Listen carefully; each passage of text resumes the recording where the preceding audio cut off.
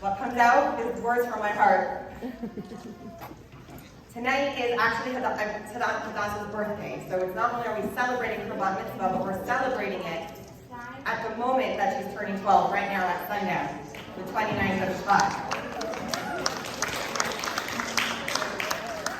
So, 12 years ago, by the way, when we moved to Nevada, Hadassa was 2. So this feels very surreal to me, but because it feels like yesterday. But 12 years ago, on a cold Brooklyn Friday night, I did something that I've never done before. I went into labor and I drove in a car with my husband and my doula, and it's allowed under those circumstances. And we drove to Staten Island Hospital. And as I was in the throes of labor, towards the end, as it got particularly challenging, my doula said to me, "Sing to your baby." And in some sing-song voice that came out of somewhere inside of me, I said, "Baby, come out, because I cannot wait to meet you." And Hadassa, I get to continuously meet you over and over again with awe and with wonder. Who is this girl so unlike me? And so just it's humbling to be her mother with such confidence, with such leadership. I'm ready to retire. She can take over, as you can see. So 12 years ago today, you turned me into a mother, changing my life forever for the better. And now here we are, her actual Hebrew birthday, like I mentioned, when her neshama is shining brightly, her Jewish soul is shining brightly, her mazel is gover, her fortune is dominant and strong tonight. And so really, I feel like we're here to learn from you and to get inspired from you and gain strength from your soul. From day one, I marveled at your character and your personality. Like I said, so outgoing, so extroverted, so confident, such a natural-born leader that I just get to meet you over and over. And as one of your teachers used to often say, when Hadassa becomes a Chabad Rebbetzin and goes on shlichus, she's going to need her own country. I love it. So we saw your leadership skills on full display when you were not even 3, and we were having our first community dinner in our sukkah. And everyone was seated and waiting for it to begin, and Tati was about to make Kiddush, and 2-year-old Hadassa stood on her chair in a moment of silence before it began and said, "Is everybody happy?"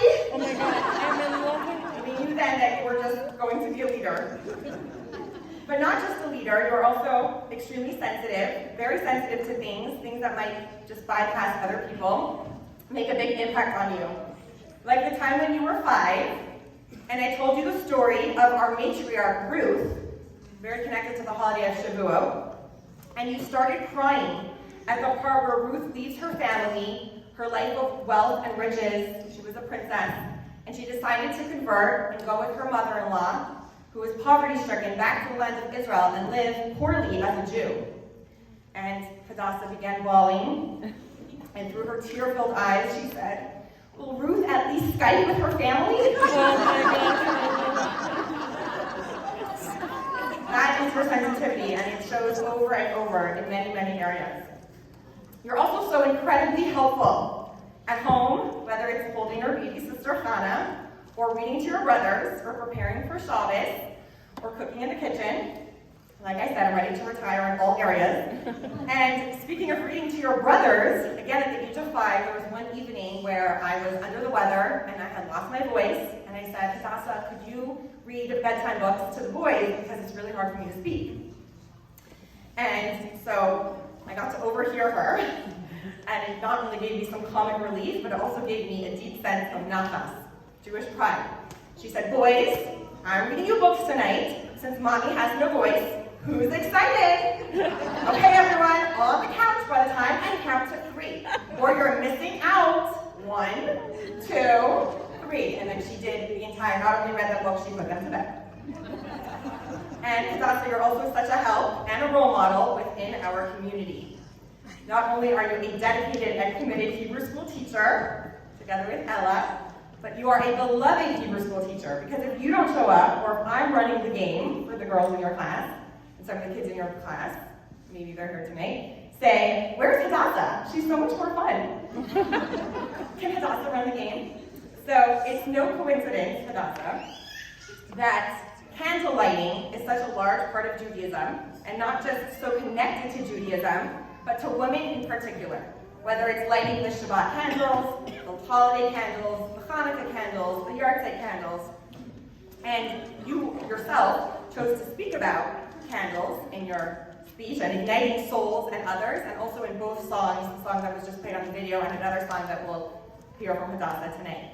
And so I think about a flame, and I want to use the imagery of a flame and all that it has to teach us to the power of a flame to give you a bracha. So Hadassa, my bracha to you, is that just as a flame gives and gives and gives, while never diminishing from itself, a flame can light an infinite amount of other flames without going out. I hope that you'll always be a constant giver in life, always looking to help the next person to stand up and do what needs to be done without losing any part of yourself in that process.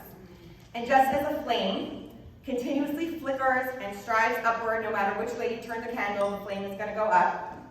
May you always strive for something higher than yourself, for growth, for spirituality, no matter which way life turns you. Hadassa, as you grow into the role of a bas mitzvah, a daughter of mitzvah, and a bas chabad, a proud chassid of the Rebbe, may you have the courage to make the right choices in a world of confusion. May you have the humility to admit your mistakes and grow from them. May you exhibit the kindness you have inside of you. We are so proud to be your parents. Amen. Mazel tov.